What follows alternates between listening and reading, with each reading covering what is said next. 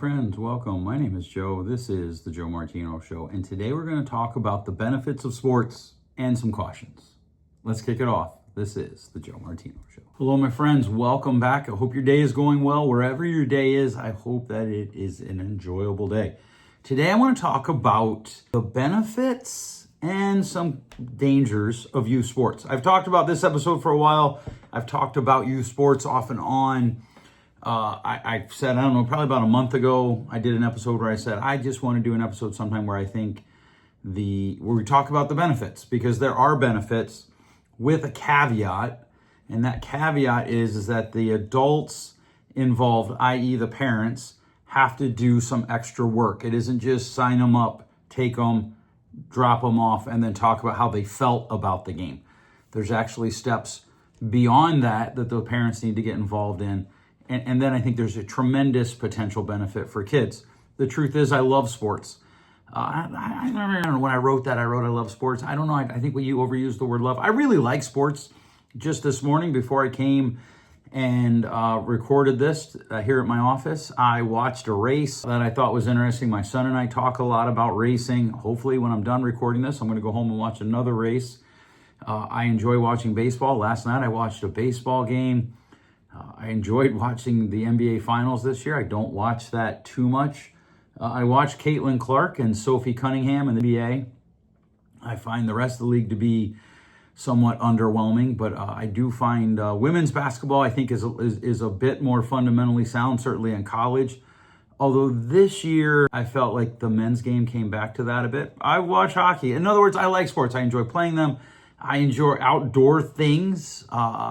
Many years ago, I was a PE teacher, and we played frisbee golf, not disc golf, because I didn't know disc golf existed at the time, but I made this game up. We had a very small facility, and I made this game up with frisbees and objects and teams, and we played frisbee golf, and it was fun. But I want to talk about sports because I think sports can be one of the best environments we have for helping kids grow.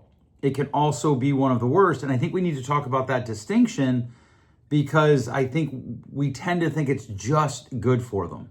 In recent years, I think sports and play have become something, not that kids do. Like, it used to be something that kids did. When I was a kid, yeah, we had our teams, we had a little league, all right, we had our school teams. But then the rest of the sports that we played, the area kids got together and we played, either at the town park or we played in backyards.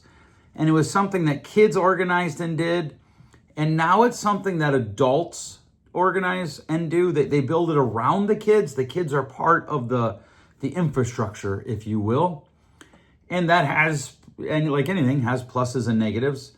But underneath it all, almost every person I know, when they put their kids in sports, there's a promise that undergirds their effort. And that is, this is good for your kid. Even if they never get a scholarship, even if they never play in college. I think I just saw the other day, 1% of high school baseball players play D1 college and 3% play any college. Even if they're never an elite athlete, sports build character, right? And you've probably heard some version of that.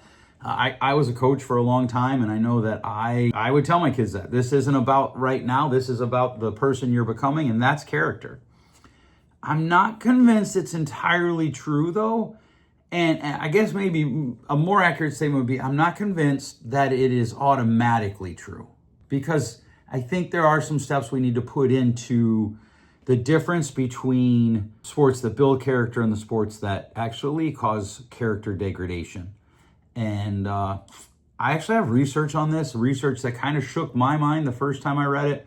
I actually was listening to one of the authors on a podcast, and then I went and looked up the research. And we need to talk about it. It's just something that's important. David Shields and Brenda Bredemeyer, I hope I'm saying that name right, published a book called Character Development and Physical Activity. They examined research around sports, morality, and character development, and some of the findings around competitive sports should cause us to stop and maybe pause. Subsequent reviews of the research have found something that should at least create some curiosity in us. Because participation in sports does not automatically produce stronger moral character.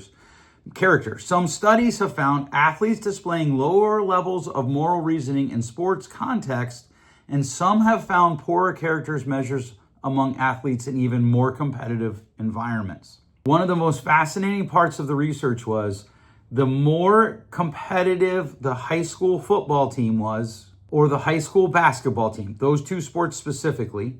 In other words, the bigger the school and the more competitive they were, but you didn't have to have the big, the more likely the athletes were to cheat on their homework or to cheat on a test. Also, the more likely they were to be given a pass on their homework or poor behavior in the classroom.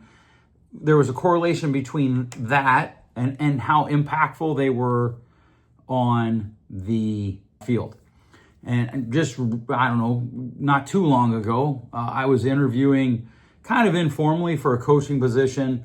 And by informally, I was talking to the AD about something else, and he said to me, well, you could come coach here. I need a soccer coach, and I coach soccer. And I was like, I think I'm good.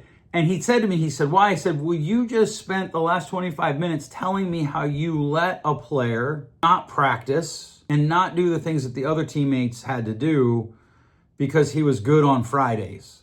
He said, yeah, but we were better with him. Right. But that didn't develop his character. And that's what this is supposed to be about in my book. Right. And so here's what I'm not saying. I'm not saying that sports destroys character. And certainly the research wouldn't say that. But the research does say that we need to stop saying sports builds character without adult intervention on the backside. I think the more accurate statement is sports provides the opportunity for character development. Sports provides the opportunity for community. Sports gives us a venue in which we can teach and train our children. Think about losing for a second, right? Nobody likes to lose. Show me someone who likes to lose or someone who isn't bothered by losing, and I'll show you a loser, right? Somebody said that somewhere in your life. I know this. I always wanted the kids who hated to lose to play for me. The kid who was crying when he lost, I wanted him to learn to stop crying, but I wanted him on my team.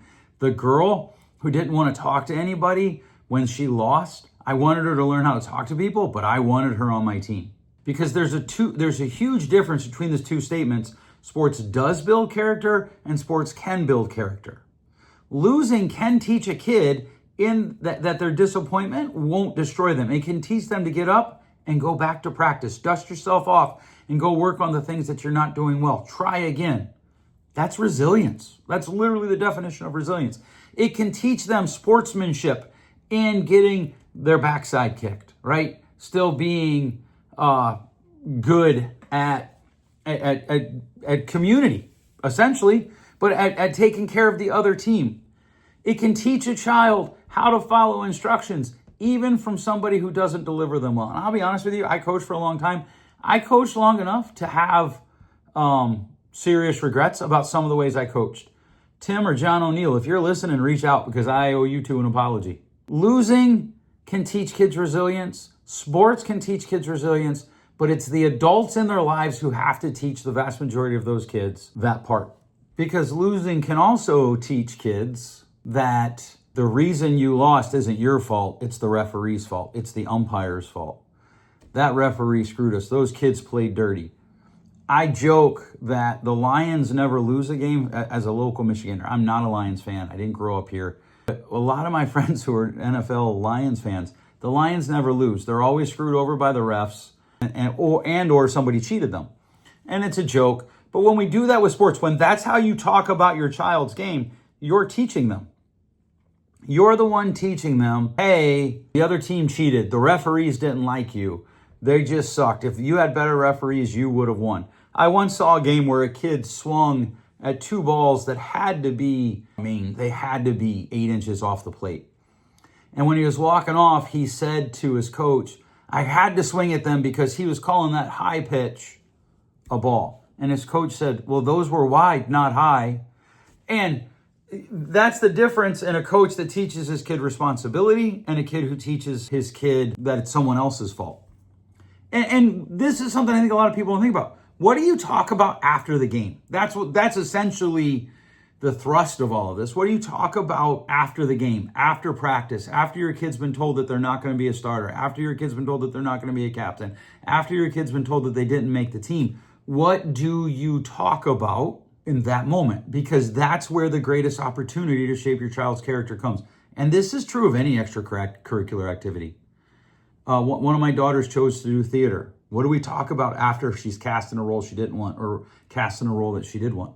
That's where character is developed. One of the biggest benefits of youth sports is it can teach our kids the value of hard work and the fact that what you want, just wanting it isn't enough, right? Like practice is not always fun. Now, there's plenty of research to show that coaches who make practice fun, their teams tend to do better. They tend to develop their athletes more and things tend to grow. But the bottom line is there's just parts of it you have to focus on your mindset. You have to take your mind, make your mind tough, and make your mind do things that make your body do things that may not be fun, that might just be boring, and you need to train your mind to view them as fun. Maybe you turn them into a game. And when you can't, you accept the fact that there's parts of life where you have to do things that you have to do so that you can do things that you want to do, so that you can become who you want to become. And that is, I think, one of the best opportunities that sports offers our children is the opportunity to develop hard work. It can teach teamwork. One of the things that sports will often teach athletes that is what's best for you may not be best for the team, and what's best for the team may not be best for you. I think about this in baseball a lot. There are guys who will get an out because that's what's best for the team, so they can move runners ahead, and that can hurt them. They've changed the rules somewhat on that, but there are a lot of things like that where letting someone else play or someone else just playing, you don't really get a choice. Your coach decides that. How do you respond? Who are you cheering for?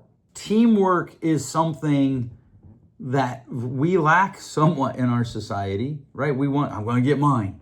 You've got to go out and work hard, make your brain understand that my body's going to work hard and the things that I'm going to do might not be fun, but they might help me help the team improve. That's an important aspect of teamwork, and that is a wonderful opportunity for sports to teach our children something that is really important. When done right, sports can literally teach our children about life. All of the needed ingredients to learn about life are there. Now, I can argue, and I would argue, your child doesn't have to be in sports to learn those things. You can teach your kids those things through community involvement, through being involved at your church. You can teach those things just being at home, right? But sports does give you another classroom, if you will. And that's really important. The ability to, right, just the ability to compete. Sports will teach your child to compete. One of the things that I used to tell all of my athletes on the very first day of practice, their parents would show up for the team meeting. I didn't like to do those and then do practice. I wanted to do it all in one shot, just get it done. And I would tell them, look, trying out today doesn't mean you'll make the team. I didn't always coach at schools where the team was big enough to cut, but where I did, I told them this.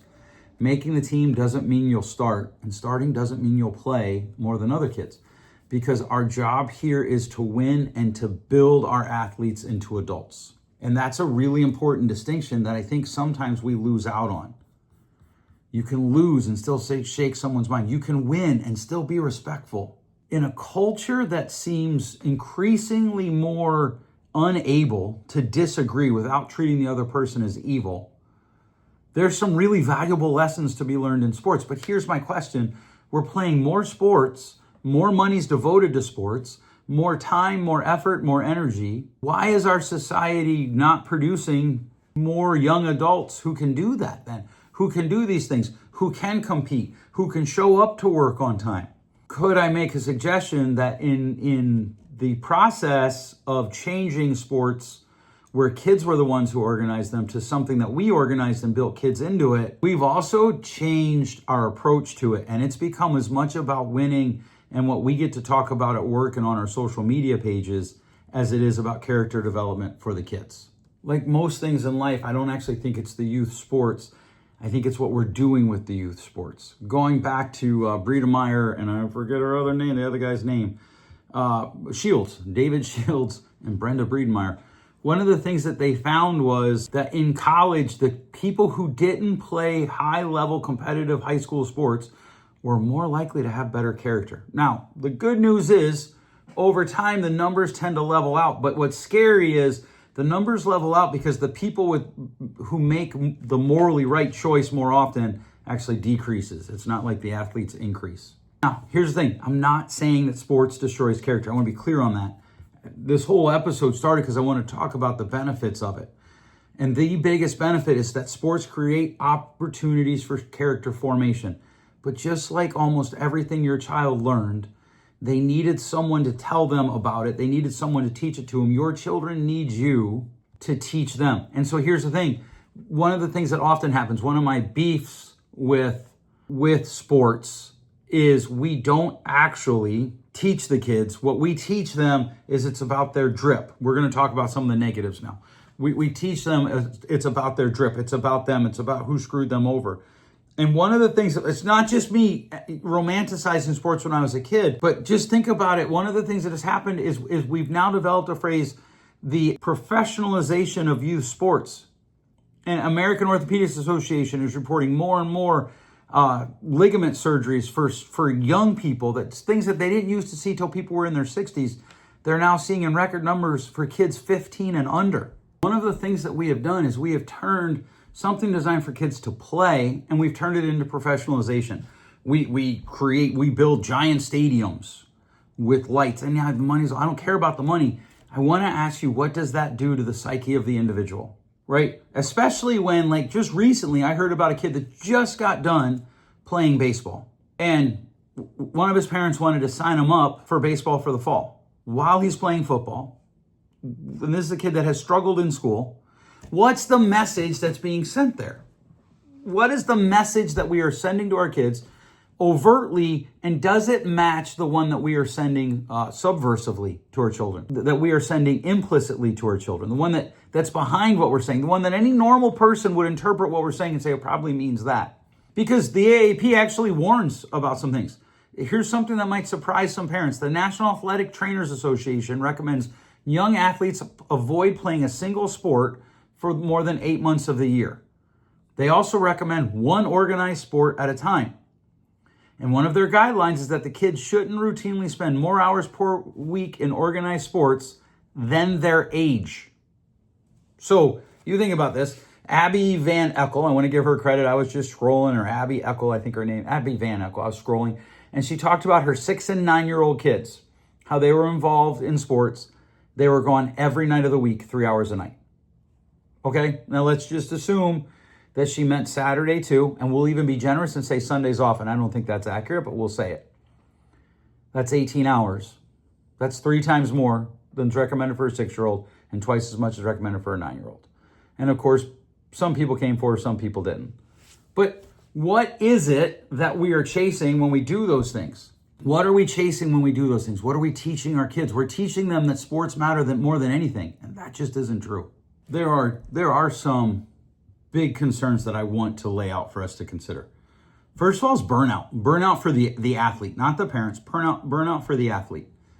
When you start looking into that research, a lot of kids quit playing at 14 because they're burnout. A lot of kids who keep playing say, I play not because I enjoy it, but because my dad does. Now here's the thing. There's going to be some tension there, right? Because our job is to make our kids do things that are good for them. But again, I want to run this out. What are we chasing? What are we chasing for the kid? The biggest cost that I see as a marriage therapist, a relationship therapist, is the cost to the families. There's a lot of affairs that have sat in my room that started on travel sports. There are a lot of affairs that have started in my room, that sit in my room. They didn't start in my room. That's too far. But they started around a sports team. There's a lot of divorces that have started around a sports team. There are a lot of people that they jettison their character to chase the sports, whatever it is they're chasing in sports. And families, we know this is not something that is really debated much anymore. We know that dinner together 3 to 4 times a week is the most influential place for our child's development. 3 to 4 times a week up till the time they're 18. And we know that it doesn't happen. The more people are involved in sports, the more likely they are to have dinner 1 time a week. And there's usually pushback that, well, we eat dinner together. No, sitting in McDonald's where 3 of you are at one table, there's 18 people between you and 2 of you are at another table, that's not actually dinner together. And a lot of times that doesn't even happen because you think about that woman that I just quoted, her 6-year-old has to go to one field, her 9-year-old has to go to another field. So they're not eating together those nights. They're not. Then there's identity. and anxiety. These two things can run together for the kid. What team am I on? I didn't make the team, whatever the team is. I didn't get the position I wanted. I didn't get the starting role. Now, here's the thing. I saved these for last because these two are actually also wonderful opportunities for the parents to help the child learn character. Because if you're engaging your athlete and you're asking them questions, hey, I noticed you didn't make the team you wanted. How are you feeling? You're going to get a one-word answer. You got to keep asking questions and keep digging in, and you got to keep chasing it. But having that conversation with them, you can help teach them how to handle anxiety. Because I am one of those therapists and parents that does not believe anxiety in and of itself is bad. It can be bad, but it can also be a wonderful thing. That means you're doing something that you love. You're doing something that has the potential to be just fantastically awesome. And how you process that anxiety probably matters more. In fact, not probably. It matters more than the actual anxiety. Your identity, having an identity that you have to be questioning and building is a process of life. And so again, them being in that moment, it's a wonderful opportunity for you to ask the hard questions of your children, to teach them to ask the hard questions of themselves. That's one of the things that I think sports offers you. You can consistently have good conversations with your kids. Now, I said family earlier, and I've talked about this in a number of other episodes. Your kid can play sports and you can still have designated family time because your kid does not need to play year round. I know.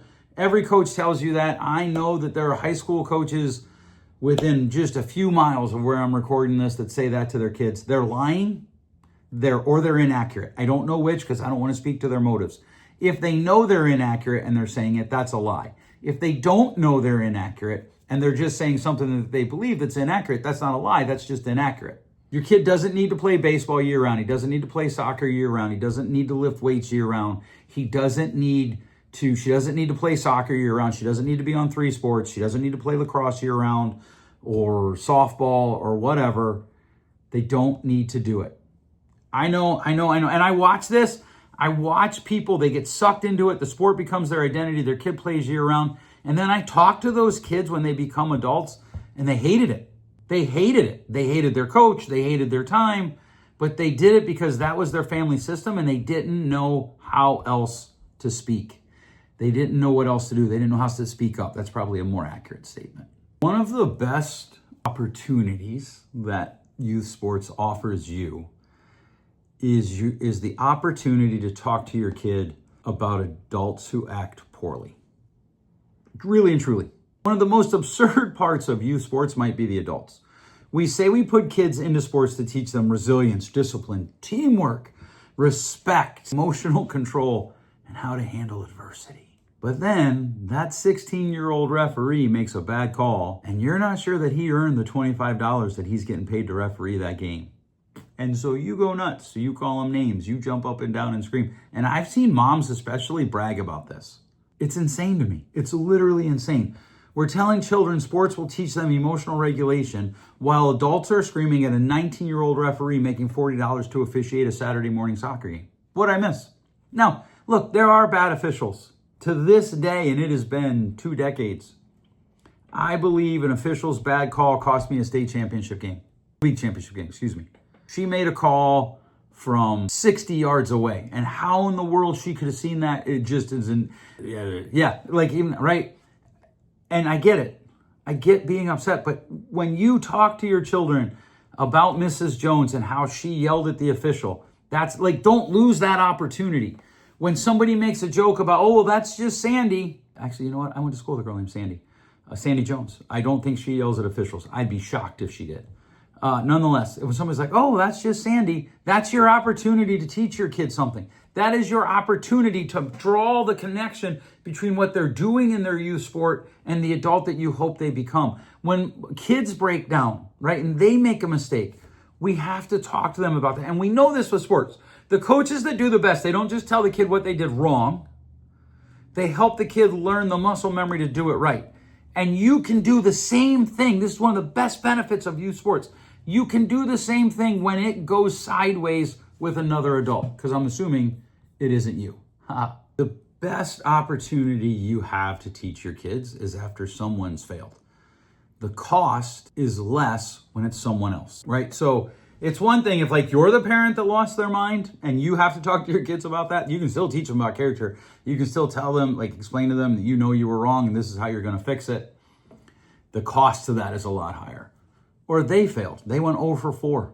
The cost of that's just higher than if Johnny went 0 for 4, right?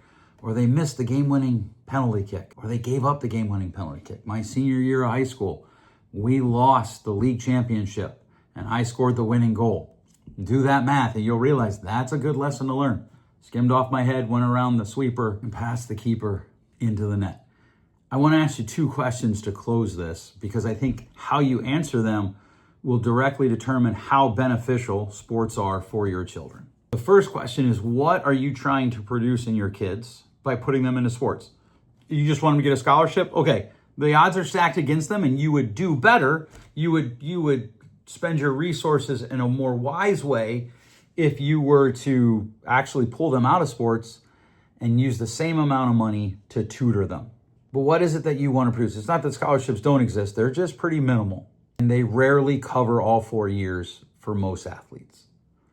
So what is it that you're trying to produce? I need you to write that down. I would love for you to take this episode and just write down in any order, just as they come to your mind. These are the things that I'm hoping my kid learns from playing sports. And then I would like you to rank them. So get them all out first and then rank them. That's really important. What is it that you're trying to produce? And then I want to ask you the second question. What are you willing to pay to get those? Are you willing to pay family time? There are things that I just don't do because I'm not willing to pay family time. I don't umpire anymore. And I often think about it and I miss it. I just enjoy it so much. But I don't do that because I'm not willing to pay the family time or the other time that I'm spending in order to do that. And so what is it that you're trying to achieve? And what is it that you are willing to pay to get those things? In other words, if character is up there, what are you paying to get it? Because here's one of the things you have to actually, maybe I should have said 3 questions, because really the third question then becomes, or I call it 2.1, what is it that you're doing to help your child learn those things? So if you're not willing to pay family time, then you're going to have a conversation with your kid. One of my friends sat his son down, he said, how much time do you think is in a year? How much time do you think our family should spend on your sports team? I think the kid was in 7th grade.